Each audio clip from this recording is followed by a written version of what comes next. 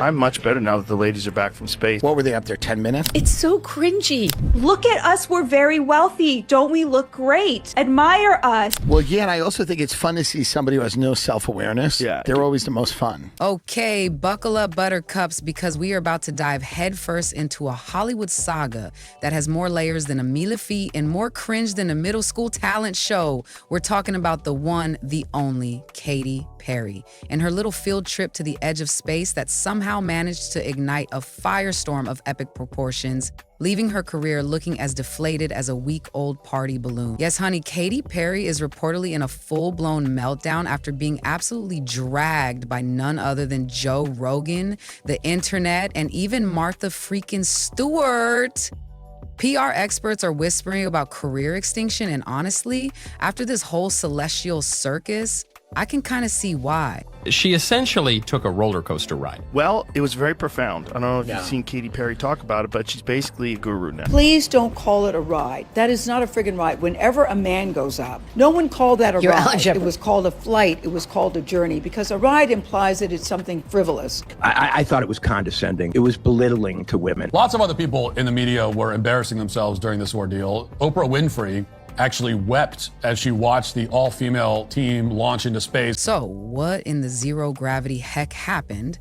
Well, apparently taking a quick 11-minute joyride in Jeff Bezos' ridiculously expensive metal can now qualifies you for sainthood, or at least pop star turned spiritual guru status. Katy Perry, along with a few other notable names, hopped aboard the Blue Origin New Shepard rocket, which, let's be real, looks less like a spacecraft and more like a very fancy, very tall soda can with windows. And the grand finale of this cosmic caper, she landed back on solid ground, dropped to her knees, and full-on kissed the Texas dirt. Like she just single-handedly saved the planet from an alien invasion, not just survived a slightly bumpy elevator ride to the very, very low edge of space. Shredded her space trip of the century on his show. Along with PR experts who are claiming the singer may face career extinction. The 11-minute space flight that was touted as some kind of divine feminine gift to humanity. That was one small step for womankind, one giant leap backwards for mankind. I know. You're probably snorting with laughter right now, and trust me, listening to the whole dramatic retelling is chef's kiss, next level ridiculousness. This was the 11-minute space flight that was initially hyped up as some kind of groundbreaking divine feminine gift to humanity. You know, one small step for womankind, one giant leap backwards for mankind's collective sanity. Because, honey, the mental gymnastics required to frame this as a profound achievement were Olympic level. To going up, you said that you needed to go to space to heal. I know you're only a few minutes removed from this. I feel super connected to love. Goodness. I will never be the same. So let's break it down. Katy Perry went to space, technically. She floated for about 11 minutes, just kissing the very edge of Earth's atmosphere in what the internet quickly dubbed Jeff Bezos' glorified soda can. But oh darling, whatever you do, do not call it a ride. The horror, according to the folks involved, calling it a ride is condescending and belittling to women. Because apparently when a man goes up, it's a flight, a journey. A ride implies something frivolous, the shade. You know, it's so funny. She said she's heard from women and girls who have said to her, I didn't realize this is something I could do. You know how I know that didn't happen, Megan? Because it's not something they could do. Because they're not friends with Jeff Bezos, right? Like, Olivia Wilde reposted an image of Katy Perry kissing the ground. She was acting like she got back from Apollo 13. It's so much money to go to space. Yeah. There's a lot of people who can't even afford eggs. What are they going to do up there that has made it better for us down here? Meanwhile, the media was falling all over itself to celebrate this momentous occasion. Oprah Winfrey herself was reportedly moved to tears watching this all-female crew launch. And according to Katy and her PR puppet masters, this wasn't just a trip. It was a life-altering, emotional, boundary-breaking journey. A spiritual awakening packed into less time than it takes to microwave a sad dinner. She came back talking like she'd just had a celestial spa day with E.T., hitting the ground and kissing it like she was a returning war hero. The sheer, unadulterated drama of it all. She was quoted saying she needed to go to space to heal. To heal from what? The charts? She claims she felt super connected to love and would never be the same. You'd think she'd spent a year on Mars setting up a human colony, not 10 minutes floating in a capsule with snacks. And the kicker? She declared it the second most powerful thing in her life right after giving birth. Not building a multi-million-dollar career, not performing for screaming stadiums. Nope. This 11-minute float trumped it all. Suddenly, Katy Perry is basically the Dalai Lama in designer space boots, dispensing cosmic wisdom from a billionaire's bouncy castle. And naturally, absolutely everything was staged for maximum impact. Every camera angle meticulously planned, every word sounding like it was ripped straight from a press release titled How to Make a Rich People's Hobby Sound Profound. The quotes were gold, honey. I've had so many people reach out to me and say, because you did it, it makes me think I can do it too. And we're all screaming at our screens, Megan, honey, you know how we know that didn't happen? Because they aren't friends with Jeff Bezos. Like, let's be realistic. Unless your bestie owns a rocket company, your chances of an 11-minute space jaunt are slim to none. And who was along for this deeply spiritual, boundary-breaking expedition? Gayle King, bringing her signature gravitas, and Lauren Sanchez, Jeff Bezos' fiance, who was front and center like this was a bridal shower happening just above the Kármán line. They branded it as this historic all-female flight, pushing the whole empowered women, empowering women narrative. But honestly, it felt more like rich women floating around with good lighting. All the shtick, less substance. They begged us not to minimize it. Let's celebrate young male astronauts, the original script quipped. Yes, let's. Because while this could have been a genuine moment to highlight actual female astronauts and scientists who have dedicated their lives to space exploration, it somehow devolved into 3 well-connected women taking a highly publicized, very short trip. Katy even brought a daisy with her, a literal flower, as a symbol of resilience. Because apparently, the universe was just waiting for a pop star to show up with a wilting metaphor and sprinkle meaning across the cosmos in designer threads. Their message to women? Take up space. Honey, with the size of some of those egos and bank accounts, they were already taking up more than enough space. Thank you very much.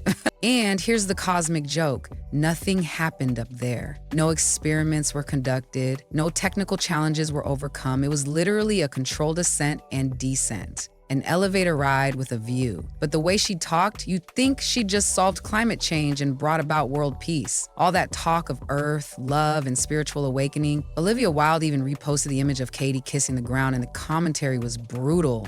She was acting like she got back from Apollo 13, and the simple truth resonated. It's so much money to go to.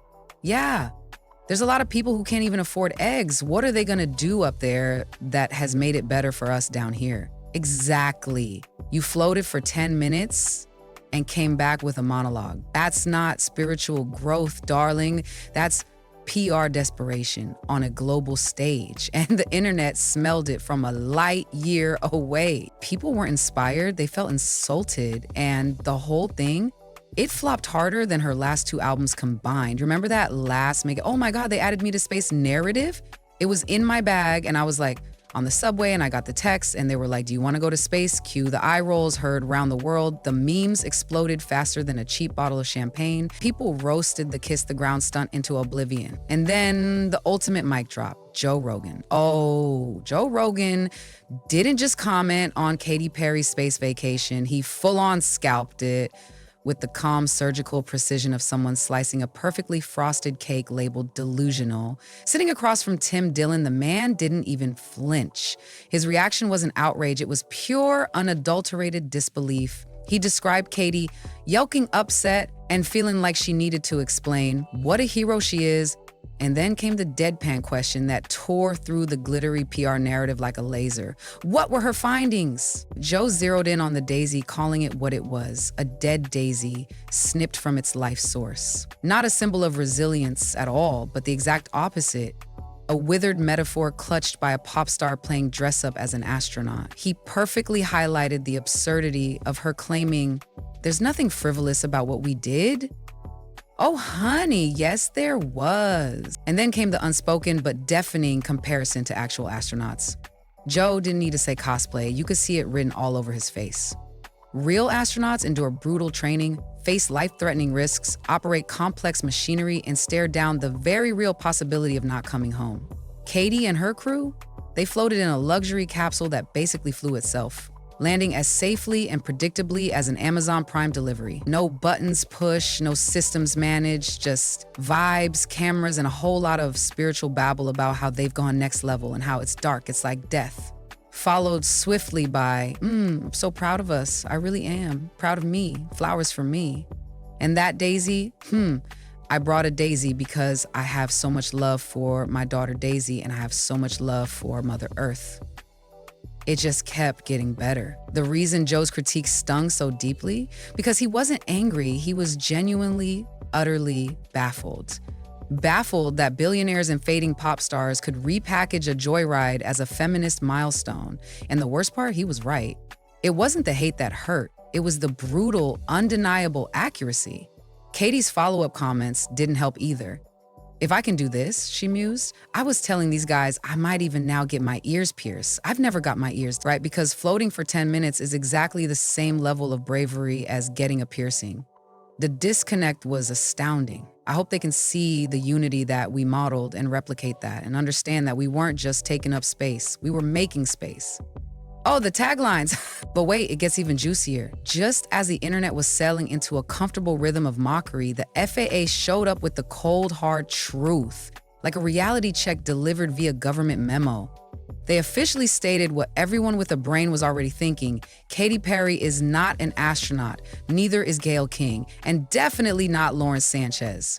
According to the FAA's criteria, you only earn that coveted title if you perform safety-critical tasks during the flight.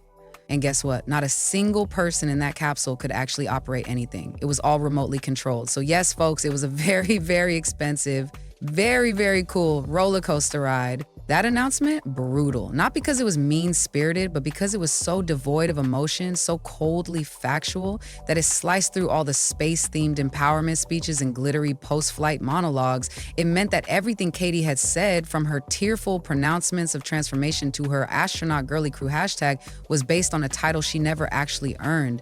And the internet, being the savage beast that it is, pounced. Lawrence Sanchez, teary-eyed after the experience, talked about how 6 women just did the same flight that, yeah, I just want to keep hugging you. Comparing their trip to Alan Shepard's historic flight in 1961, the internet's response, taking up space crew, more like taking up screen time.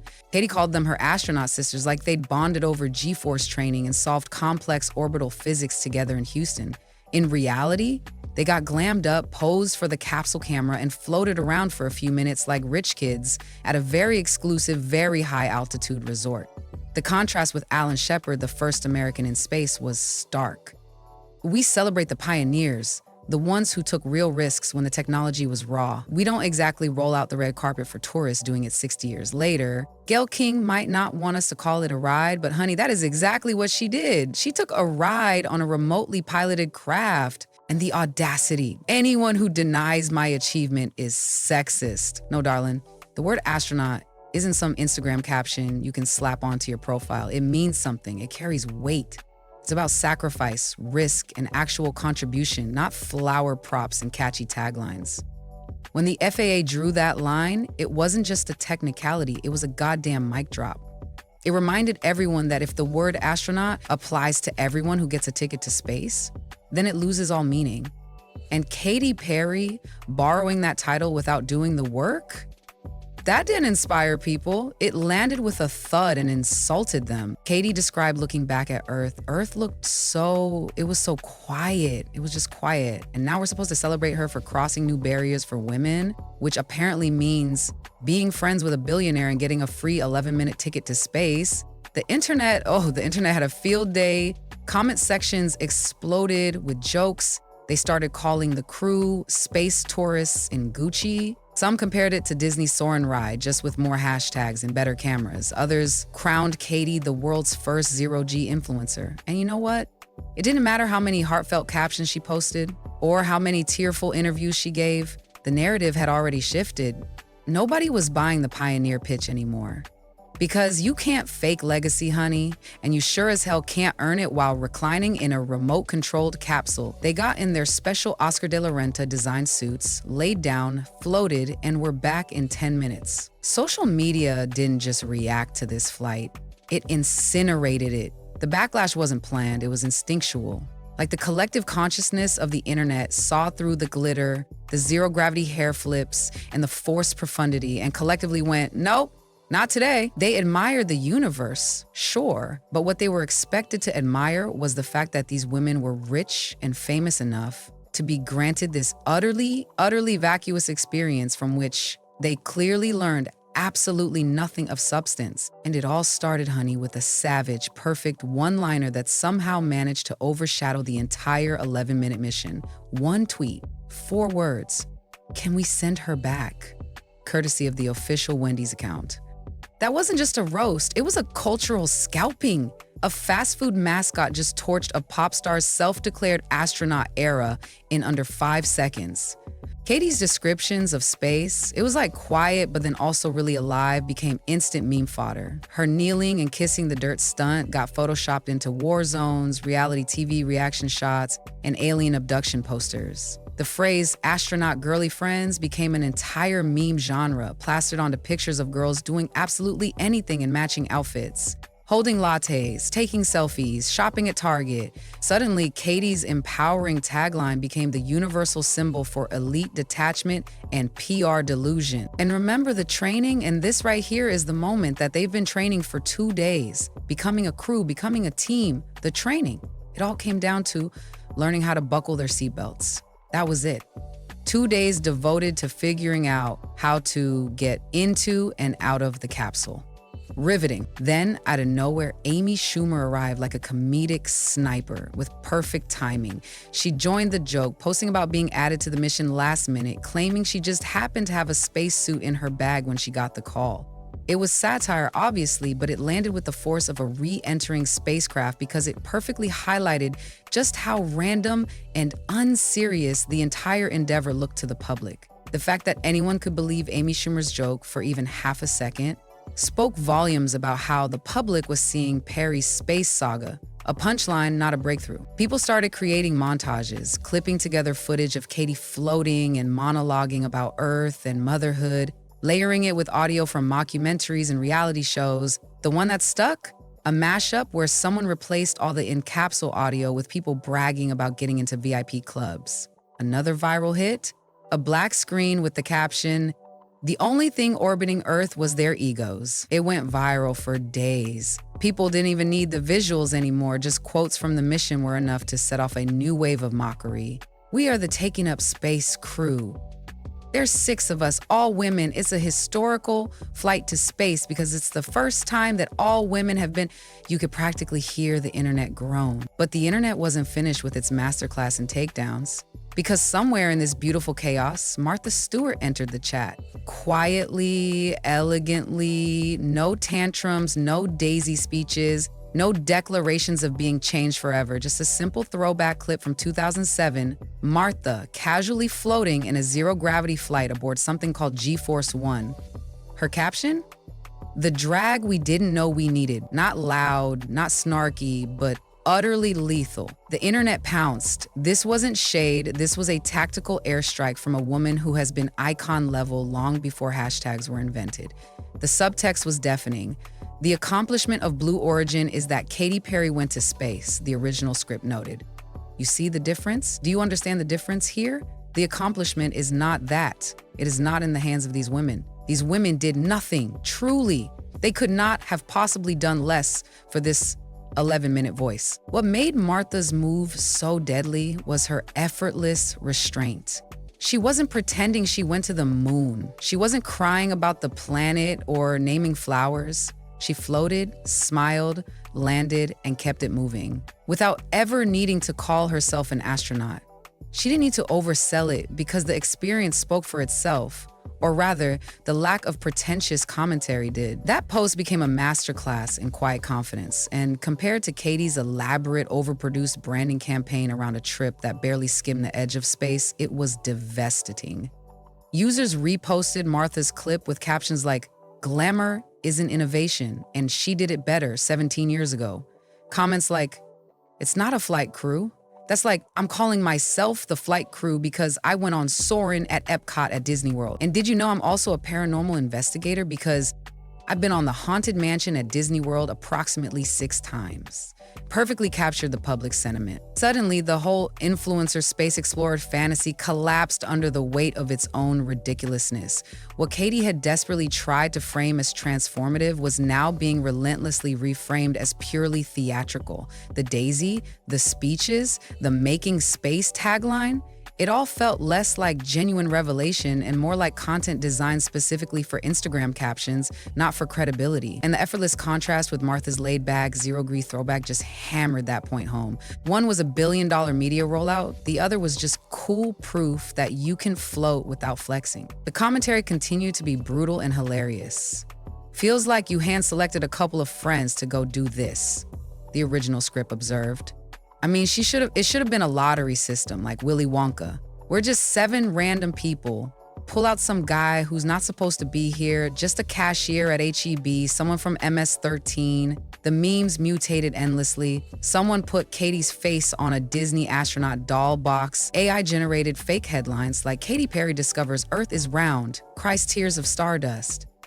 It didn't matter how much the trip cost or how emotional the speeches sounded. Online, Katy Perry had been permanently rebranded, not as a space pioneer, not as a feminist trailblazer, but as the undisputed poster child for overproduced, out-of-touch space tourism.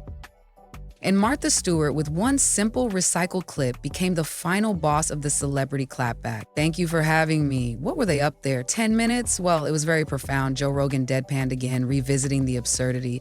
I don't know if you've seen Katy Perry talk about it, but she's basically a guru now. The question still lingered, heavy with sarcasm. Yeah, what were her findings? That's my question. Nobody coordinated this onslaught of mockery. Nobody planned it.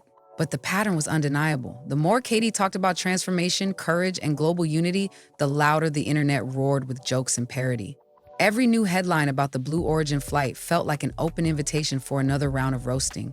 The mission itself may have ended in 11 minutes, but the digital mockery had no return trajectory. Because once you become the meme, honey, you don't get to decide what orbit you land in. The backlash against Katy Perry shows no signs of slowing down, especially with heavy hitters like Joe Rogan and Martha Stewart weighing in. And PR experts are genuinely sounding the alarm, claiming the singer may face career extinction after this very public stumble. But perhaps the most instantly infamous moment came from Lauren Sanchez. As she floated through the Blue Origin capsule looking out at the Earth, she uttered the 6 words that sent the internet into a tailspin. We're all in this together. Something snapped, not in a feel-good, kumbaya way, in the kind of way where people paused, stared at their screens, and collectively muttered, "Did she really just say that?" Because no, Lauren darling, we are very much not all in this together. Not when the price tag for that ride costs more than most people will earn in a decade. Not when that capsule was filled with billionaires, their partners, network anchors, and pop stars all pretending to represent the struggles of everyday women. Wow, look at her nails, so pretty now. The detachment was palpable. Joe Rogan nailed it again, so they go up there and they float for like 10 minutes, at least, and then they come down. Let's not minimize this. No, I know it's a bit. Let's not minimize this for real. They did float for 10 minutes. That one quote, those 6 simple words from Lauren Sanchez, became an instant viral meme. Screenshots of her wide-eyed proclamation were plastered everywhere, captioned with things like, "Meanwhile, I'm splitting rent with 3 people and living on ramen." People who were struggling to pay for groceries were being told they were spiritually part of this experience too, as if standing in line at a food bank was somehow on the same cosmic narrative arc as launching into the stratosphere for an 11-minute self-esteem boost. The stark contrast between the reality of most people's lives and the insulated luxury of that capsule was impossible to ignore. Joe Rogan highlighted the path of actual male and female astronauts. Because a lot of men astronauts, yeah, they have to go to school, right? They have to learn how to be a pilot first. Then they have to join the Air Force or the Navy, and then, right, they get appointed by NASA. Then they go to space, you know? This wasn't just another slightly out of touch celebrity moment. This was peak delusion, shrink-wrapped in a billionaire-branded capsule. It perfectly encapsulated everything that feels wrong with performative, self-congratulatory celebrity activism. Lauren Sanchez, partner to one of the richest men on Earth, earnestly declaring cosmic unity from inside a $1 million rocket, while people on the ground are agonizing over gas prices and the cost of eggs. The juxtaposition wasn't just tone deaf, it was radioactive. And remember the brief, bizarre appearance of Elon Musk in the conversation? The original script noted is that she was rescued by very Elon Musk who chose, okay, who wants to expose flawed fraud and great waste? Yes. Didn't Musk rescue her? Yes. Oh, interesting. Yeah, oh, where's that in the news? This little tangent, though not fully explained, adds another layer of chaotic celebrity entanglement to the whole saga. What made Lauren Sanchez's "We're All in This Together" go so viral? Because in that moment, it didn't sound noble, it sounded downright insulting. It transformed space travel from a symbol of human ingenuity and exploration into a symbol of elite escapism, an incredibly expensive escape route disguised as empowerment.